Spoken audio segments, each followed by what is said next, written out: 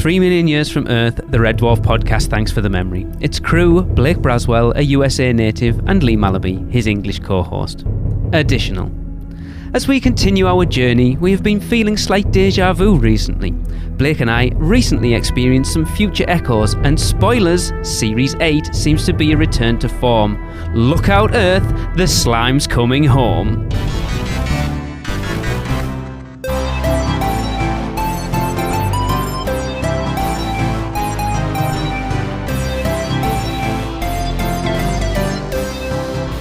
What is up, Smegheads, and welcome to Series 8 of Thanks for the Memory, a Red Dwarf podcast where we rewatch every episode of the BBC comedy show Red Dwarf and discuss them. I am your host, Lee, and I am so glad we are moving out of Series 7 into Series 8, and I am here with my good buddy Blake. Hey, Blake. Oh, man, that was well played. That was a good additional. I tweaked it a little bit because it's not what I originally wrote, and before we record, and I was just looking at it a little bit, and I was like, yeah, cool, and it is. Spoilers, we've watched the first 2 episodes. We're actually only recording 1 this time round, so I'm probably going to have another watch of episode 2 before we record that episode. But straight off the bat, feels much more like old school Red Dwarf.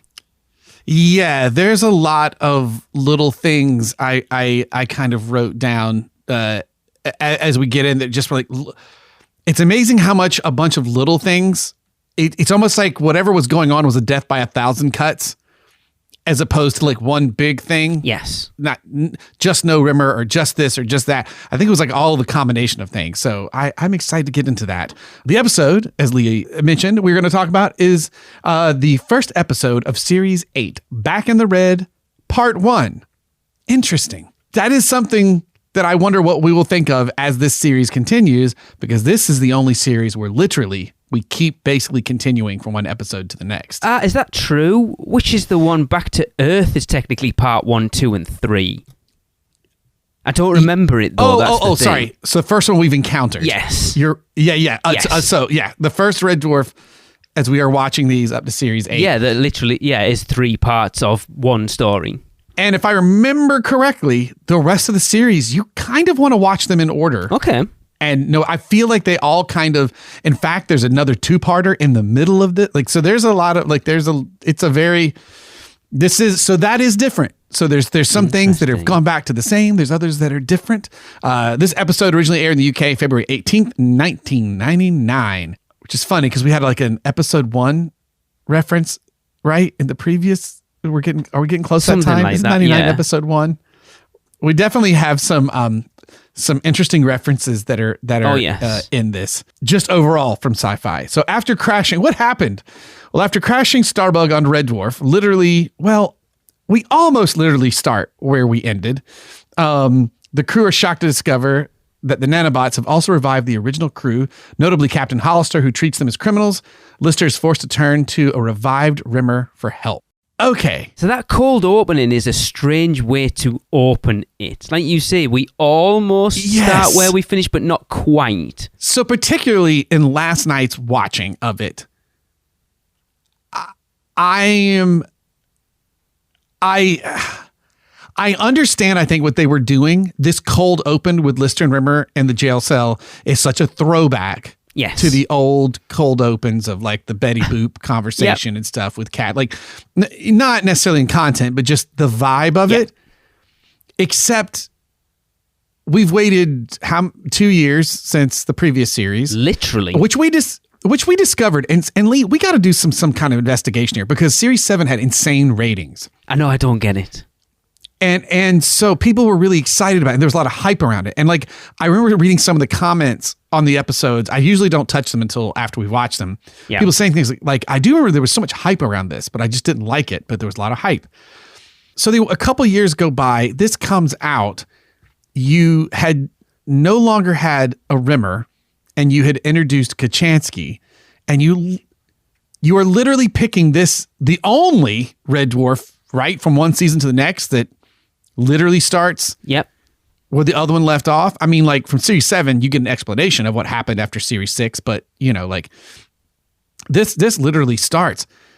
And I get what they were going for with the cold open, Like, it was nice to see. It's not as good as some classic ones, but it feels like that, you know. I thought it was brilliant. It's quite honestly, it made me. So we commented a lot on the last 2 episodes of Series 7 how much Rimmer not being there affected the overall dynamic of the crew, and then just seeing him, and he doesn't even say anything for like the first 3 minutes, but just that Rimmer Lister dynamic there just proves how much he was missed in the last series.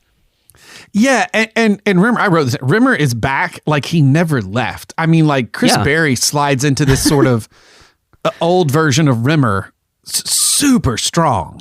And I wrote, it's funny how quickly Lister is back to enjoying bothering Rimmer. Like it just proves the point that like truly this guy was the only one that could keep him sane. Yep. And there's some great little things that I just like are so Chris Berry and Craig Charles when they are working on together. One of my favorite physical bit is the like 20 big ones. I'll get you to talk. Shake on it. Oh, yeah. And then he goes over, grabs his hand to move it and set it over. Like, so great. And that just feels like old Red Dwarf. But I wrote, should they have done this though? Because like, should they have picked? Because on last night's watch, I particularly was like, man, it feels like this should have started with Kat flying in. Yeah. Guys, we got trouble, just like the Series 7 ended. Miraculously, Kachansky has new hair, but other than that, it's all the same. You have the whole gag, which we'll go back through and get to this. And because when you watch it, if you just don't watch the cold open, if you watch it from that point on, they crash, they get up, 2 guys come up in the gear. Then Lister's like, I know them, but we don't really recognize them because it's no one we've recognized. But he said, these are my old buddies. And then boom, he gets pushed out of the way and freaking Captain Hollister is there. Yes. And it's like a big reveal, which to me, if it's the first time you're watching, you go, oh my God, will original Rimmer be back? You know, it feels like it's being stacked on, except we start with it. And so I question that. And I also know, like, looking at the show notes, there was it was originally going to be a hour-long episode, and then it went overtime, so they cut it into 3. It was a big episode, and then they cut it into 3 parts. So maybe, I don't know, though. It just, the reveal of Captain Hollister is so good. You wanted that for Rimmer, and he didn't get it. Especially then if you keep watching, Lister's in his place, and then Rimmer just walks in slowly. You can almost feel like you want to hear the crowd. You know what I mean? Like cheering. A proper American sitcom where the character walks. Like they knock on the door and the door opens and it's... Yes. Yeah. And he just walks in and leans over, you hope. Like, what was that? Like 2 years of no this, no that, no physical contact, whatever it was, you hope. And it's such a classic Rimmer because he's in control and he's screwing with Lister. I don't know, man. It just...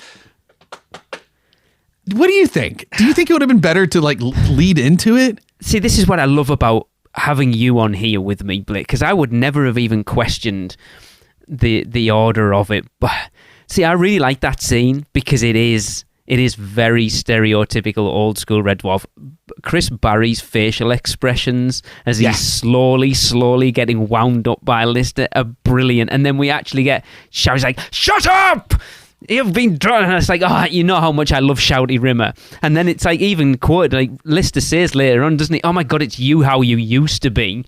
So it is supposed to be like old school Rimmer. I love the scene. I would never have questioned it if you hadn't have brought it up. But now you say that. Like, could that have been the opening of episode 2 and then it flashes back? I don't even think you need that because it wasn't until my 3rd viewing that I must have completely missed the caption because then it goes 3 weeks earlier. Yeah, or so 3 weeks earlier. The first and second time I'd watched, I'm like, what?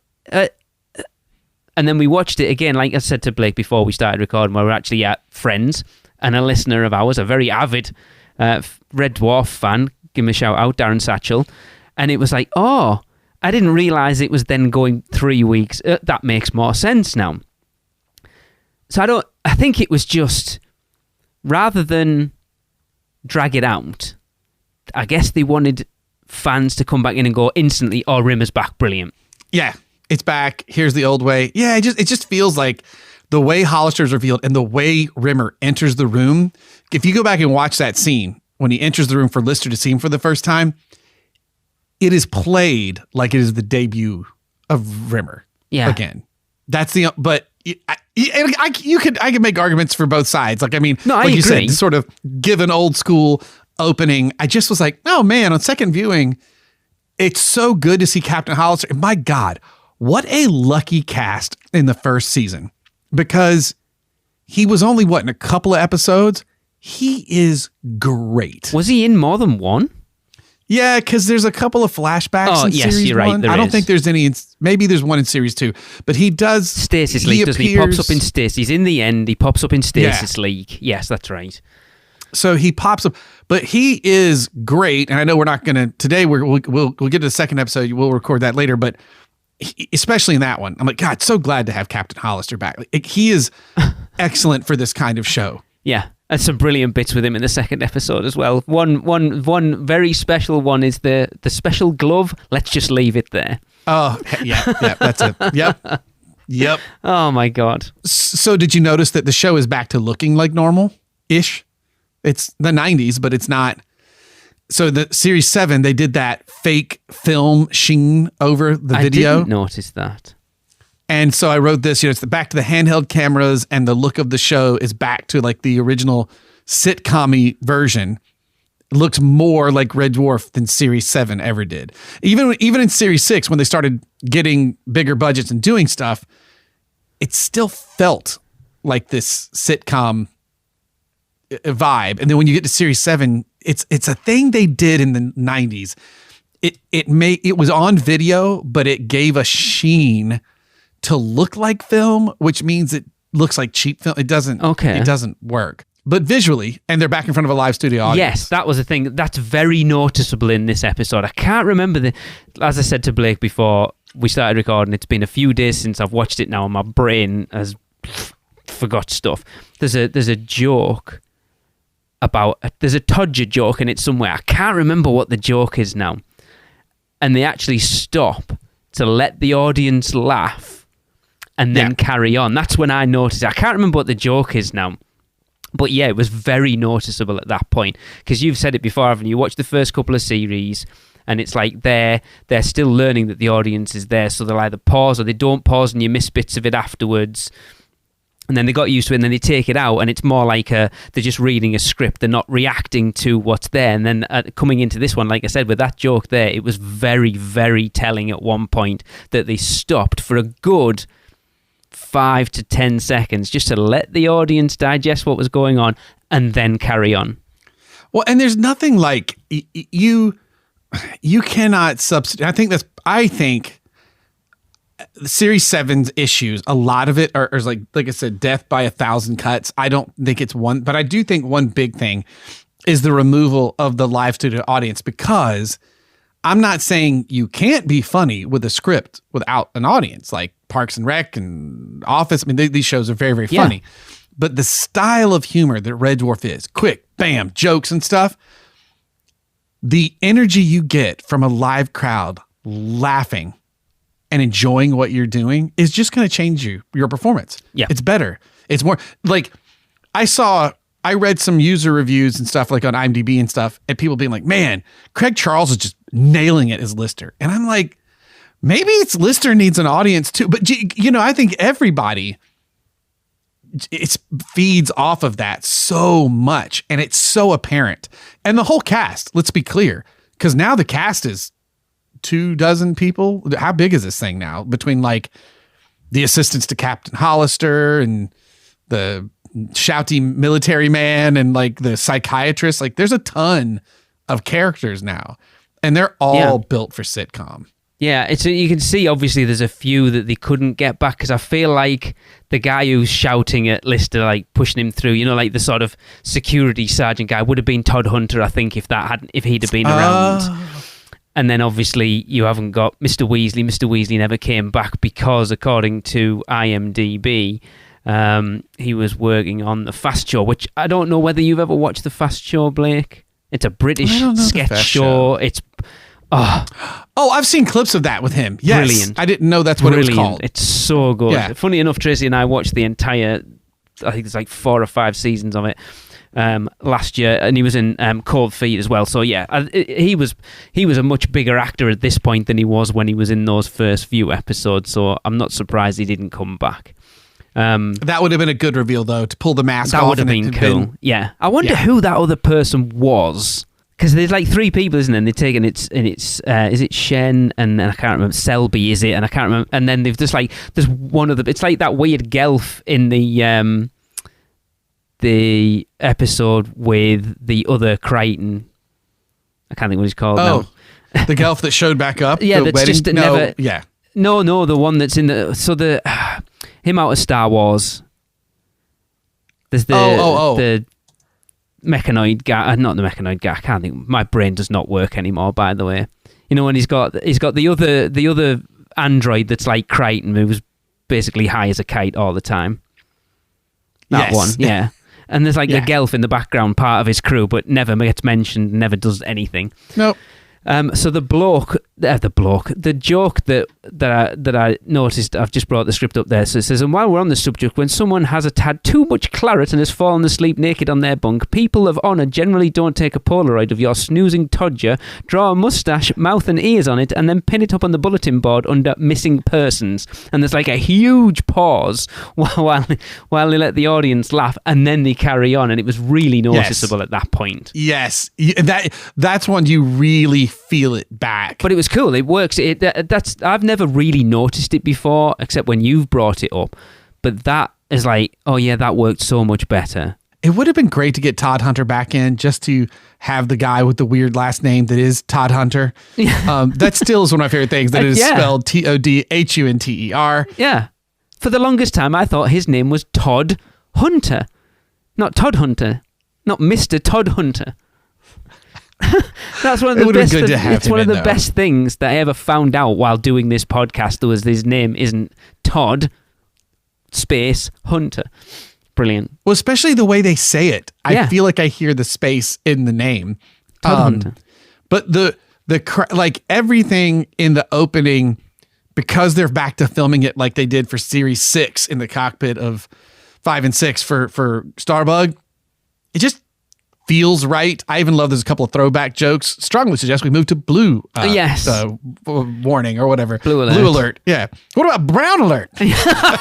Oh my god, that joke was amazing. You're gonna remember. I can't remember what Kat says. It's hilarious. Well, we don't have a brown alert, so we don't have a brown bulb or whatever. He's like, you'll find out what it is. Don't say I didn't warn you. The joke is absolutely brilliant. So Kat doesn't have a ton of jokes or lines in this episode, but despite the fact that the episode is filled with more characters than we've ever had at this point in a single Red Dwarf episode, I would say so.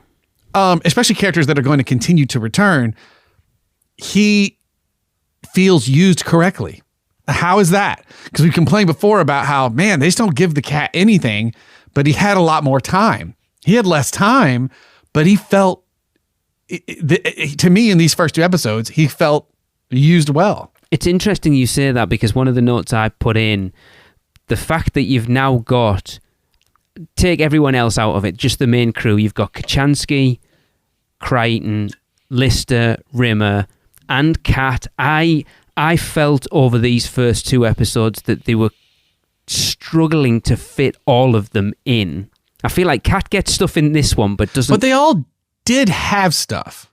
They did, but it wasn't like Kachansky's not in this one much. She gets a little bit more. It's like now Rimmer's come back. They don't know what to do with Kachansky. She gets a little bit more in the next one. I think that might have to do with the fact of the other thing we talked about earlier was planned as an hour-long episode, but they ran over, so it's 3. So I think we are seeing an uneven distribution. That makes sense. Do you know what I mean? Like if we see as an hour-long episode, it would have played. Everyone would have had their point, but because you're splitting it up, it's uneven because it wasn't meant to be. Right, because the second episode is extremely Rimmer heavy. Yes. Right, and so, but there is more for Kachansky to do. Yeah, no, I agree. Also, the second episode, like, well, I mean, we'll get to it, but Holly, non-existent. You know what I mean? Yeah. So, like, I definitely feel like it they don't have a lot, but even in this first episode, I did feel like everyone was used correctly. No, I agree. Like he didn't do a ton of stuff, but Holly's what was it? Anybody up for a game of no hands charades? I have issue with the joke. I'm sorry. They completely screwed it up in my opinion. They did, right? Because as the joke he says is the Nostrilomo. And shouldn't it be the... Go on, Blake, say it. Shouldn't it be the Nostromo? Nostromo? So this shows you how correct we are, because you and I have both wrote the exact same thing. It should have been Nostromo, not Nostrilomo. Yeah, because Nostrolomo actually had me go, wait a minute, is it not an alien reference? And I had to look it up. But yeah, to be like, it's supposed to be. Is there another thing? But no, if it's Nostromo, then it'll be Nostromo. Yep, exactly. It should have been Nostromo. I was sat there watching it with our friends the other night going, that joke is, I can't believe that got through. It should have been Nostromo. It's right there. I do like them, as the show opens and the ship is oversized and shrinking and they're flying through the air ducts. That whole bit with flying up the rat's bum. Oh my God. And the special effects are terrible. Yeah, I mean, definitely did you see the original thing was supposed to be Frankenstein the cat, but it looked even worse, so they went with the rat. Yeah, it's terrible looking, but it's fine because you see it, they hit it, and I love that then it just cuts to inside of the ship and everyone oh, like the reaction of especially Crichton's that little face he makes in the background, and it just all for excuse so that Norman Lovett can say, I hope we don't get pulled over the cops. They hate it when you're rat-assed. So do you know what that means, Blake? I mean, I'm assuming it means you're drunk. Yes. That was my picking it up from context. Rat ass. I put that there because I didn't know whether you would know, but it's literally that whole Don't worry, I've got one for you later. Okay. That was literally the only reason they did that thing, was just so they could use the rat ass joke. So going back to the brown alert, it still makes... So forget red, let's go all the way to brown alert. But there's no such thing as brown alerts. You won't be saying that in a minute, and don't say I didn't alert you. That's right.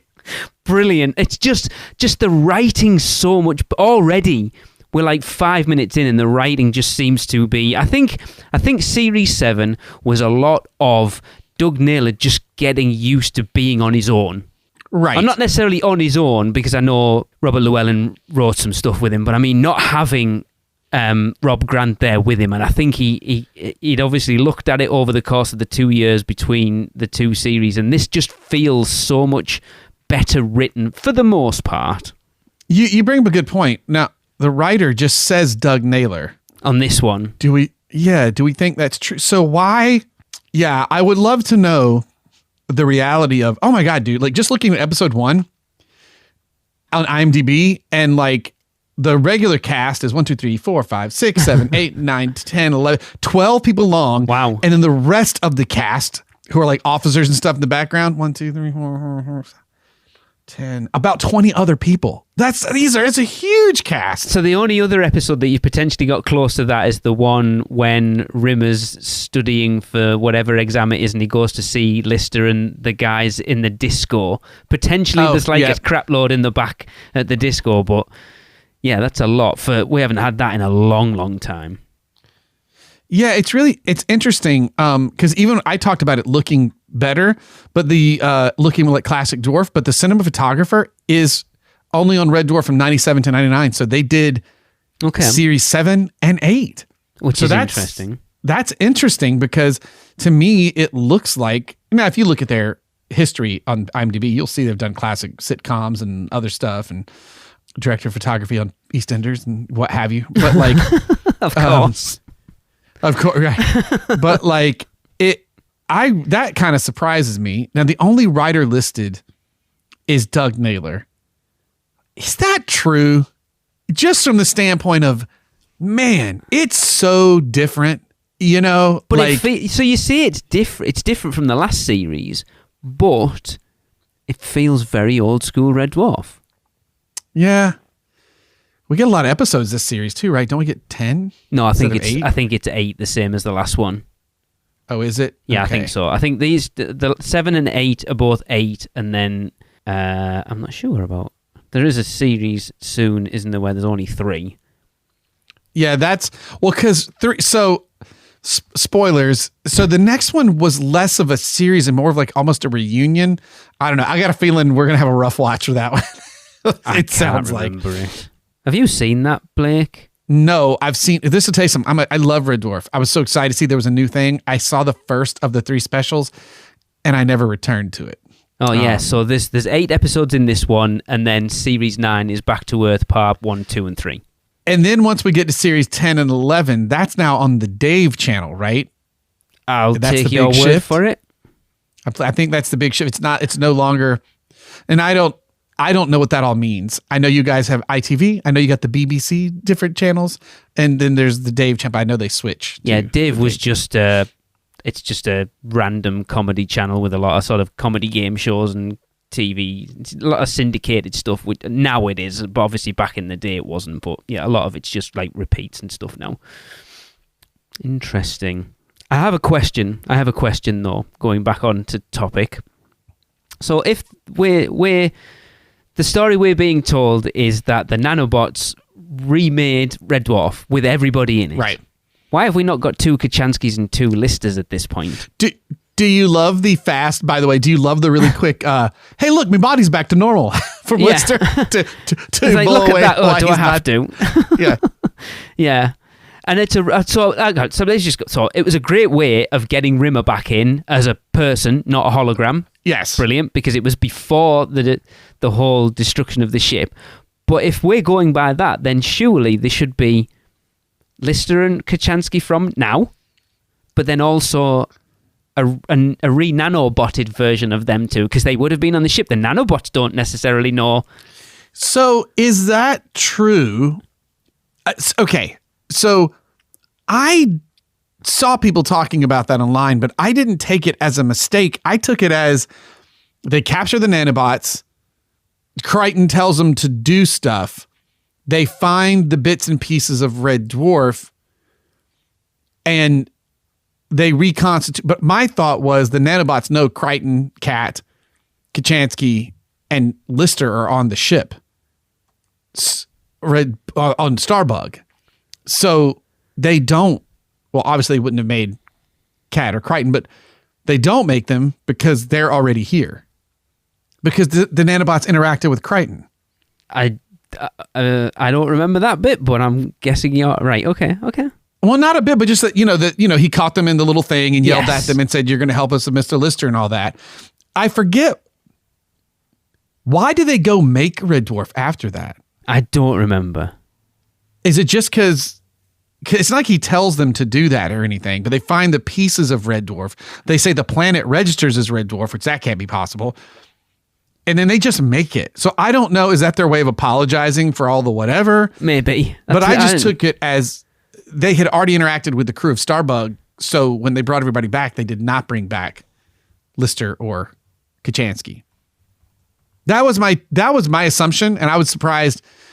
It's like some of the things you don't notice and people are talking about it. I was like, oh, I guess I didn't really think about it, but I just took it as the nanobots had interacted with the crew and so didn't bring them back. Right. So according to Google AI, take it as you will, the nanobots rebuilt the Red Dwarf ship. We're terrible fans, by the way. Look, it's not that we're terrible fans. It's just my brain doesn't retain information much anymore. Of a show I watched 3 weeks ago. Yeah. So rebuilt the Red Dwarf ship in the season 7 finale Nanaki after being commanded to do so by Crichton. After the crew trapped the nanobots in a glass jar, Crichton ordered them to fix the damage they had caused and reconstruct the ship. Oh man, I feel bad because I thought it was about helping Mr. Lister's arm. They did use them for that, but I don't know. So I can't remember I don't remember that line of dialogue. I wish I could find it. So Crichton ordered the nanobots to rebuild the ship and also to fix Lister's right hand, which he lost in the prior episode. They rebuild it from the sand of the planet the crew is on. Yes. But they overcompensate, restore it to its original intended design, where it's larger and bigger, which I like. That's a nice way of doing, hey, we blew up the model, we're doing a CGI one, but this was like the nice version of the ship.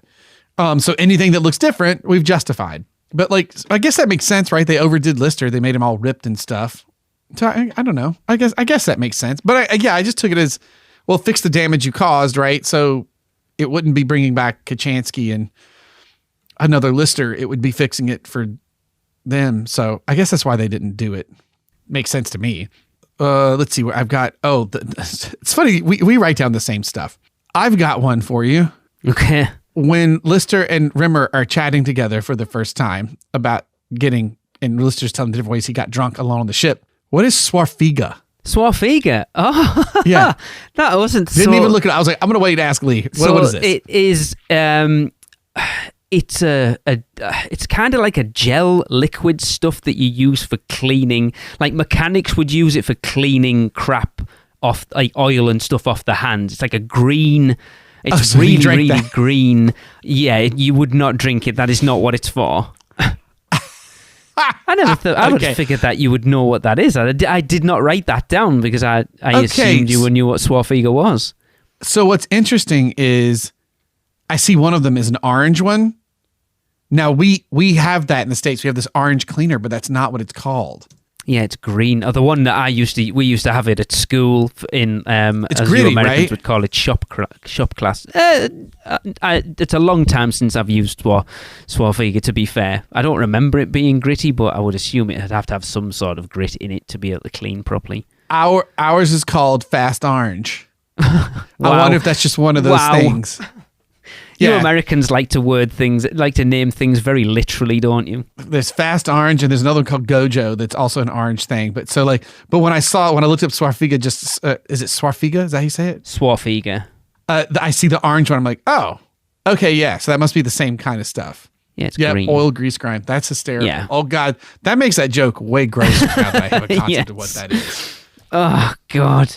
So we've mentioned quite a few Aliens references in this. Obviously, Hollister coming back from Aliens, the Nostromo joke, which I still hate.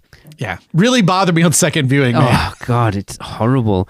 There's actually, I want to talk about the second episode, but we can't. There's a really weird reference in that's like 7 years detached from the actual thing that it's referencing, and I thought it was a really weird reference, but we'll get onto that at a later date. Well, it's nice to have weird references back. Oh, of course. It's just it's a pop culture reference, but it's so far removed.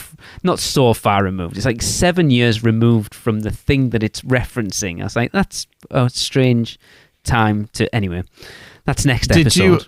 Is this episode or next? I didn't write the note down, so I'm guessing that's next episode. Does Crichton get examined in this one, or is that the second episode? I think that's the next one. No, it's the next one because Chansky gets way more to do in the next one. Because yes, in the next, yeah. So I wonder if you felt this at all. There are times where I feel some of the problems from Series 7. And one of them is in a scene that is fine, maybe okay, and borders on good, but I think could be great. The psychiatrist scene. How did I know that's what you were going to say? I have an issue with this. There's a weird joke that they keep trying to make that I don't think works. But go on. So I wrote, what I wrote was the psychiatrist with Crichton bit could almost be a hugely classic bit from like series 1 through 6, or I guess 3 through 6, if you want to count Crichton. Yes. It's got everything it needs to be there. Great moments of Robert Llewellyn going, oh yes, the nanobots. They make little noises like me, me, me, me. I mean, he's great.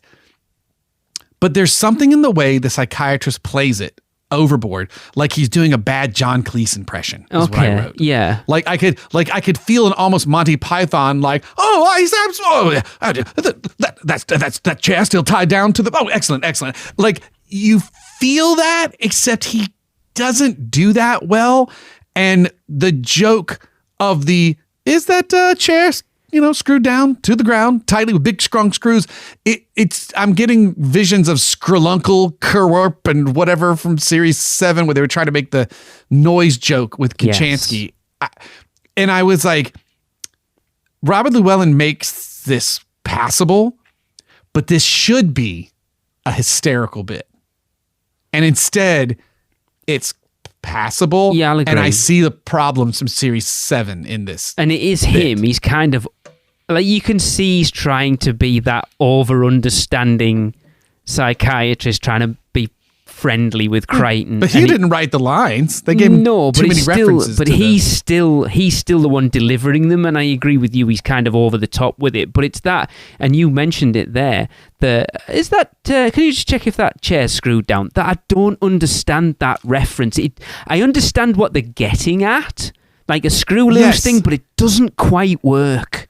Yeah, and like, so if he was bonkers, that he might pick up the chair and hit him with it. It's funny. So when I watched this with Darren, Tracy, and Beth, that's what he said. Maybe that's what they were getting, but it doesn't. Again, I know what they were going for. It just doesn't quite work. Right, because I am unaware if there was some famous movie or something where a criminal whips out the chair from under and like beats the psychiatrist. Like, it's like it was referencing something that I didn't know, or like you said, I get it, but that's not a normal. No, it's not a normal parlance. I'm trying to. And I think it's a screw loose. It's a screw loose reference, and that was the. So imagine he sat there, right? Yeah, okay. So I want to go psychiatrist. We think Crichton's crazy. We need to have some reference to a screw being loose. What can we use? And if it was Frankenstein, you could go, we can just check those bolts on your neck. They haven't got that. So what's the nearest thing you could potentially have to a screw loose? The chair that he's sitting on. And because they go back to it 3 times. So I get the joke. It's just which wrong. is nuts to me, because what's way funnier is the whole when are you from? 2342. Yes. That's the future, isn't it? Oh, well, yes, sir. And the whole like, well, when you were dead, sir. Yes, you're not dead anymore. I came along after you dead, but now you're back. Am I? Well, can't you tell? Yeah. Like, that is great. Yes. Like, oh, yes, sir, you are. Like, the chair, I think that's where I start to see the cracks of Series 7 in this, in that there was good material in that scene that didn't need that joke. So then there's your argument then, Blake. Maybe if he'd have had, so maybe he did write it on his own. If you were sat in that writing studio with him and he wrote that joke, he'd go, hang on, can we take a look at that chair joke a little bit? Because for me, it doesn't quite work. But because he hasn't got that person on his shoulder going, can we just have a look at that? He's gone, that's the best I can do. That'll do. Yeah, and I even brought this up to my wife after watching both of the episodes again back to back last night. I was like, I understand the mythology of Red Dwarf very well, to understand that they are 3 million years in the future, and that Crichton is in the future from when they first died, but he's in the past of the 3 million. Yeah. You know what I mean? Like, but I don't know. And there's some really funny jokes and stuff to dealing with that. But I don't know if the average viewer, if you're really treating this as a jump back on, or your ratings were really up for Series 7, I questioned whether they laid that back out for the audience well. You and me are not the normal watchers, right? We could tell you everything about Red Dwarf. No, but then I also agree with kind of what you've said there, is that if the ratings were that good for Series 7, which they were, the best they've been at this point, do they need to have a jumping off point for people to come in? And we're, like I say, I'm assuming... Well, I think they do for now, having all the people back. Yes. But you get a bunch of people jump in Series 7 to go back to the... So right now, what you're asking, 99, is to ask the audience to go back and remember. I don't think you do need to remember, because you just go, this is all the original crew from the ship. So I don't necessarily think you do need that. I think it's the timeline stuff. Yes, is what I gets agree. funky. But also, I was thinking about this, and I think you kind of mentioned it on the last episode. You could kind of treat this episode as a soft reboot, kind of. Yes. Oh, for sure. For sure. So potentially you don't necessarily need... Yes, you're going to get those jokes of like Holly coming back in and blah, blah, blah, for the people who understand, who've been watching it for 3, 4, 5, 6, 7 seasons, whatever, series. But then also for the people coming in, that this may be their first, they don't necessarily need to get those jokes, but you're getting it from a point where you're getting...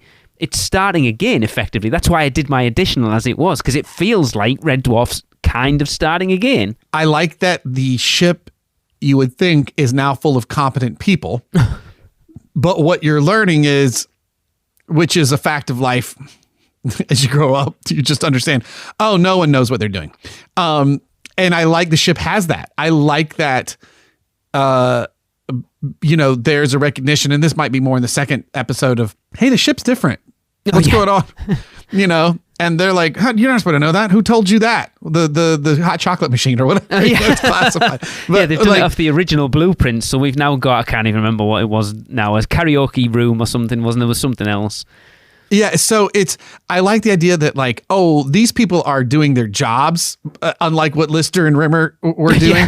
But it's still, right? The crew is full of Petersons and everybody else, you know what I mean? So I do like that they now, in the old Red Dwarf, this like decrepit looking ship interior wise, now it's better looking off the premise that the nanobots built this nice thing back, but the crew is still kind of when it's all said and done. I love that. But and even the premise that we're rolling into of clearly Hollister's understanding something has happened and he still doesn't care and is going after them like criminals. It's clear something's up is a very Red Dwarf thing. I'm glad to have discovered, though, about the whole hour-long episode being split into 3. Yeah, it makes sense.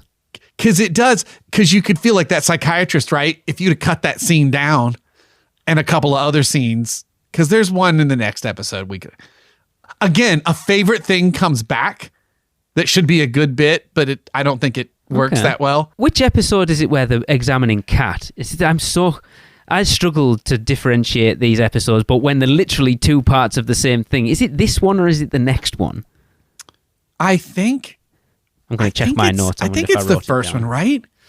Because I don't think I wrote that down as a note. I just thought it was a good moment. I think it's part 1. I'm going to double check. I can't, like I say, it's bad enough at the best of times. It is this episode, yes. That is quite funny. That is funny because it's like if you don't know who Kat is, that's telling you everything you need to know about him. Yeah, what is that? Measles? No, that's his nipples, sir. And the best, it's like, I wonder what the female of the species is like, and they're like very easy to please in bed, especially if you know how to play the piano. There's so many good jokes in this episode.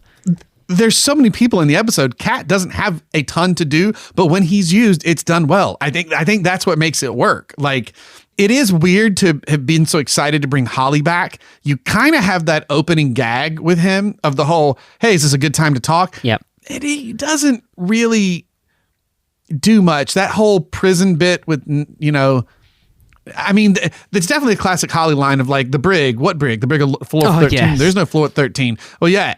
The only people that know about it are the people that have clearance and anyone who's watched an episode of Twilight Zone.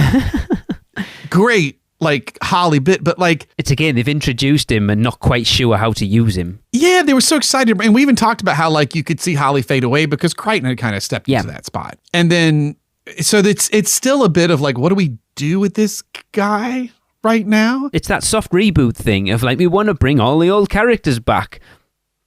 But now we've brought all the old characters back. How do we give them all enough screen time to make it worth the while of bringing them all back? And that's what I felt about these 2 episodes. Again, in hindsight now, it would be very interesting. I think when after I've watched episode 3, I might watch all of them back to back to back just to see how it works. What's that feel like? Yeah, it would be having had this conversation to actually watch it as one long episode rather than 3 separate ones would be interesting. But it does feel like they're trying to figure out how to manage. What, 5? Was it Lister, Rimmer, Kochanski, Holly, and Kat and Crichton? 6. It's 6 main characters. And I may be overstepping into the second episode again, but it is wild to me. And again, when I'm going to say something that she wasn't bad prior, how good Kochanski is. It is like she's something happened and she's part of the crew. And I don't know if it's just she spent a series 7 working with them and they got a better sense of her comedy and timing, but she is, again, when used, I feel like better used than in some of series 7. Yes. Because again, like we said, it felt like a knee-jerk reaction in Series 7 that, that Rimmer's gone, we need to replace him. Who shall we bring in? We'll bring Kachansky back.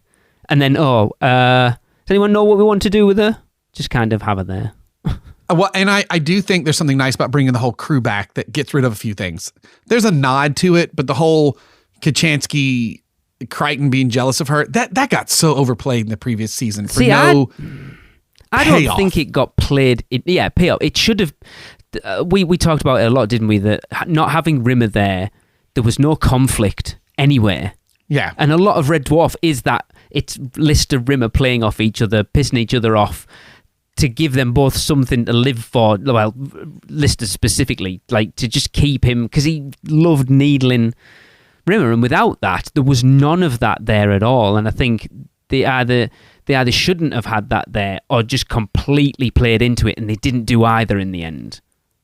Yeah, I get the jealousy with, I mean, it makes sense, right? The jealousy for Lister, but like they play, I think looking back at Series 7, sorry, it's becoming a bit of a retrospective as we're looking at the first, but I think so it's relevant. Different. Yeah, but I think, you can, I think you need to see where it's going. Yeah, it like invites the comparison. So in Series 7, and we might have said something fairly similar in the previous episodes, but the rivalry that Crichton feels for Kachansky's and his jealousy over Lister, the problem is the show goes out of its way for him not to be jealous for her. She's not trying for Lister. At all. And to be honest, looking back, Lister's not really trying for her. No, he did a little bit when she first came in, but it's very, very small. Like, considering the whole premise of him being absolutely besotted with her from like the word go to now he's actually got chance. She's here,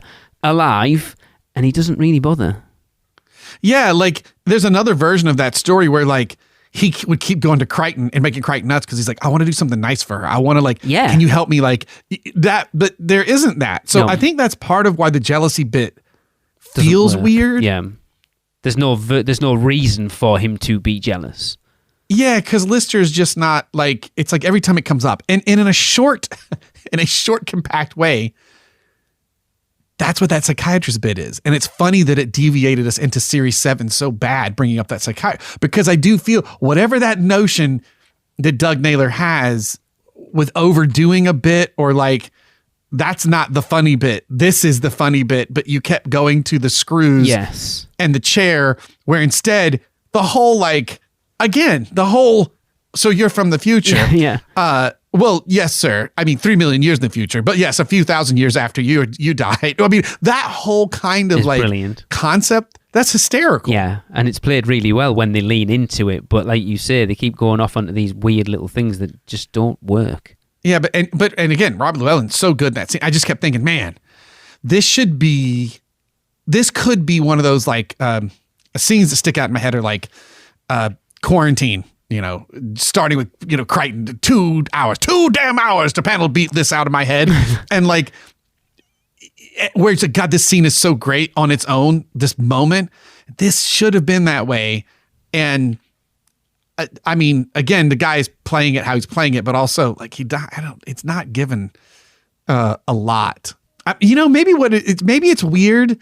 Is it weird because he's kind of cartoony? Yes. And the rest of the reinvented crew, our cartoony characters are more Rimmer. Yes. And our crew. So it's weird having him be cartoony. I mean, his character gets played up even more. I think it's the next episode with the whole thing in the toilets. Yeah. Which is kind of even more playing into his character is weird. Imagine, if you will, to flash back to a very different 90s, and imagine Kelsey Grammer as Frasier having the same conversation with Crichton. True. Yes, it would be brilliant. You play it straight. Is your chair screwed down? Like, I mean, it might be funnier if it were straight. Yes. It's just, he's hamming it up. And it sounds ridiculous to say in a Red Dwarf show, God, you're trying too hard, but it feels too hard. Yes. I mean, Captain Hollister is brilliantly funny. He's just him. Yeah. And how many times have we said about Crichton when he's delivering his lines? They are funny lines, but he's not delivering them as a joke. Well, I think they did have him. I think I think he did do that a lot in Series 7 more than I. Yes, but going back to when he's been at his best, and I said, yes, like you always said Crichton was your favourite character, and I was like, I never really felt him, and then doing this rewatch, I completely fell in love with him, and it was a lot of it was because of his earnestness. So from Series 3 onwards, but yes, Series 7, they definitely, again, having lost Rimmer, they needed some extra comedy from somewhere, and they kind of pushed that off onto to Crichton a little bit, because some of his best scenes are, like you say, the funny scenes with funny lines, but he's not playing them as jokes. He's just reading, and it's the situation that's funny, not the lines. Yeah, I mean, I just always go back to like stuff like the despair squid when they're like looking at the sign where it's like most gross danger. Oh, sirs, don't worry. If there was anything dangerous there, the side scan would have picked it up by now. Smack. Just a moment. Just recalibrating. The old 1-2 systems always were a bit like, I mean, it's so great as they're like in mortal danger. And he's like, just hold on a second. I got this. So like, it's so good.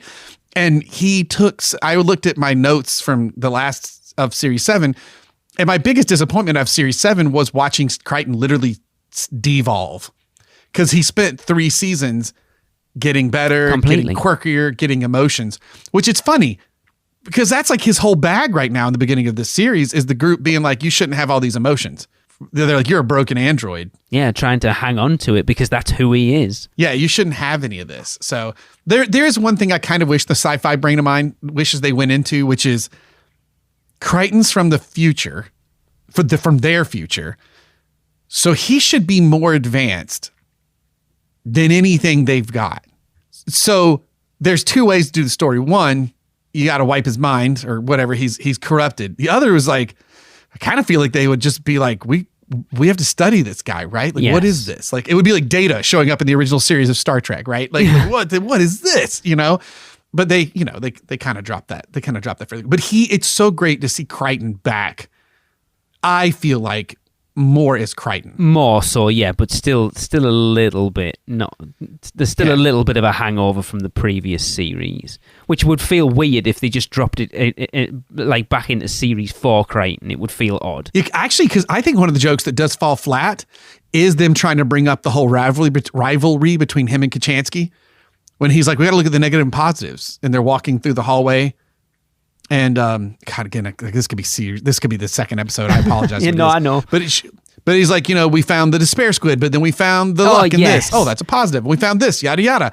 And then you had the thing where you had the breach, and you found me in the through the other dimension. Says that, and then you found me, and he's like, oh yeah.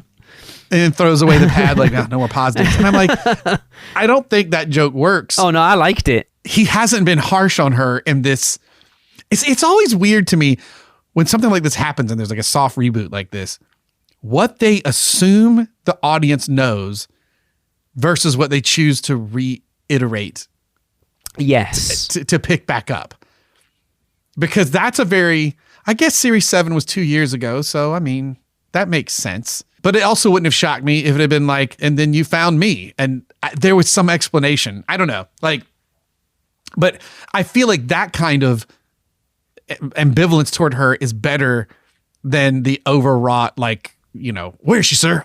Is she in your room? I'm coming to do a surprise inspection. Yeah. And I think it works better because it's like, it's just, again, if you're doing it as a soft reboot, it's just showing that he doesn't really care for her, but not in, like you say, that not going overboard to show that he doesn't like her. Like, oh, that's when you found me. It's like, ugh, that's all you need to know. Well, and it was nice to see the things they decided to bring back, which they did explain.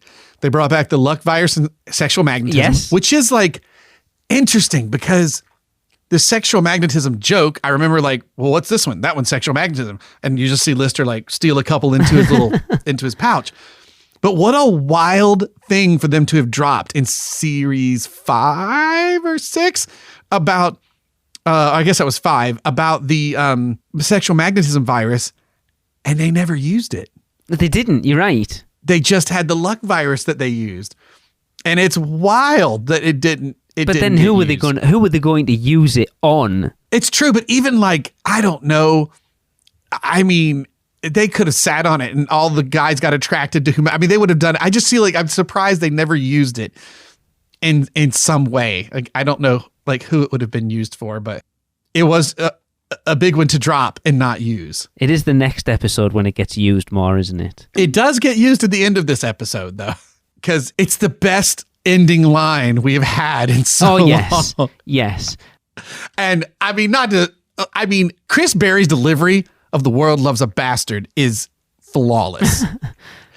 And it is such a Rimmer is back, like sort of thing. So here's the only thing that worries me, Lee. Okay. This is so, because I really don't remember. There is a title I saw looking ahead. I'm like, I remember that one being pretty funny. I don't remember. I remember concepts about further episodes, like what this one's about, like as far as the sci-fi concept or whatever. Series 7 just ended up being a rough slog. Is this going to hold? Because this feels good. I've said to her, I genuinely don't remember. I'm not even where you're at with it, where I remember concepts. Like, I've looked at all the episode titles and I'm like, yeah, no idea. Because Ticket to Ride and Stoke Me a Clipper were strong. Yes. And then it just swiftly downhill. Yeah. Yeah. It just kind of fell apart. So that's the only thing I'm worried about is like, this feels good. It feels right. And not only does it feel right, but I like to give them full credit. I like that this feels a lot better, which, mind you, if you where we were, that's not a high bar. No, it's not. Yeah, exactly. But it's also different. Like, they changed the status quo. The Red Dwarf is back with the whole crew. So full kudos for making it feel classic, but doing something different. I think that's what Series 7 couldn't figure out how to wrap its head around. Yes. Yeah. See, I don't know, because I'm assuming at some point the rest of the crew disappear. Like, it isn't going to be like this moving. For memories of future ones, the rest of the crew aren't there. So I don't remember what happens. I think much like Series 2 to Series 3, I think once you get past this series, they do not attempt to explain the continuity very well. All right, fair enough. That is my impression. I haven't seen those yet, but it's kind of my impression. So I did like in this, and Tracy ended up pointing it out when we were watching it, the difference between I like how they really show the difference between Lister and Rimmer when they're sat talking, and it's all in their ties. So Rimmer has the perfect knotted tie with the thick, with the thin, it's all nice. And then Lister's got that thing that we all did when we were kids, where you turn the fat end on, like, tiny little tie just up here with the fat end sticking out with like 2 inches of tie hanging out at the bottom. That was funny. But then we get classic Rimmer as well. It's like, well, you really think that you can promise me these things and I'm just going to go, all right, then I'll do it. Yeah. Like, that you can give me a promotion. What do I need to do? Yeah. Like, and they've moved into the future. They now have CDs as opposed to. Oh yeah, I did notice that. Yeah, tape decks. And, yeah, we haven't gone that much far. Is this like Star Wars in a galaxy far, a long time ago, in a galaxy far, far away, but somehow looks futuristic, but isn't, because it was a long time ago. Because a long time ago, and communicators made from women's razor blades. Yeah, but I mean, like I say, the last thing I wrote again that I feel like bringing Rimmer back really pushes Kochanski back, and they really struggled. And again, obviously, we've talked about it, of this being one episode split into 3 parts. But I do feel like they're taking it. It's going to be interesting getting into episode 4 to see if they've figured out, because it does feel like they're not quite sure how to use everybody well at this point. And I think that's what I'm interested to see moving forward. I have this memory, because I have a couple of what I remember as being very good punchline joke stuff that Kochanski's involved with. And I have a memory of just in general, she is used well in these. Can we talk about her hair change? Yeah, if you want.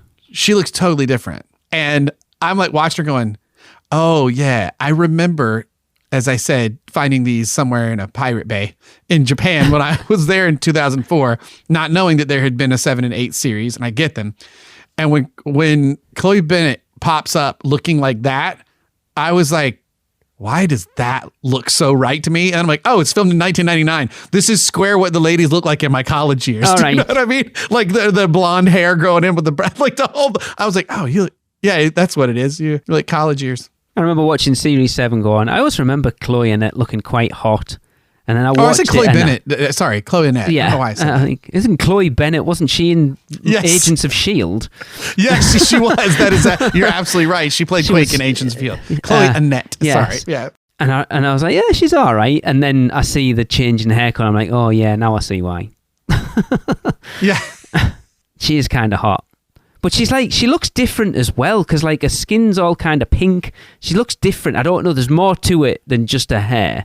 I agree. But squarely, I'm like, oh yeah, that's like 1999. That's being in college. It's funny, isn't it, that we're this far down? Like 1999 doesn't feel like it was that long ago, and yet it was a long time ago. Oh yeah, man. I was trying to explain to somebody about something in 2007, and then someone said later, like, 20 years ago when you and I was like, oh no, don't. That's not what 2007 was. That was not 20 years ago. Yeah. I'm gonna go lay down now. It's frightening. But yeah, I do feel like, at least off the back of these first two episodes, that they struggled to know how to integrate them all together. They all kind of got little windows to shine. Well, and we'll talk about it next episode. Holly's got one line off camera. Yeah, I think they just... Again, I think because it was a soft reboot, they just wanted to get everyone...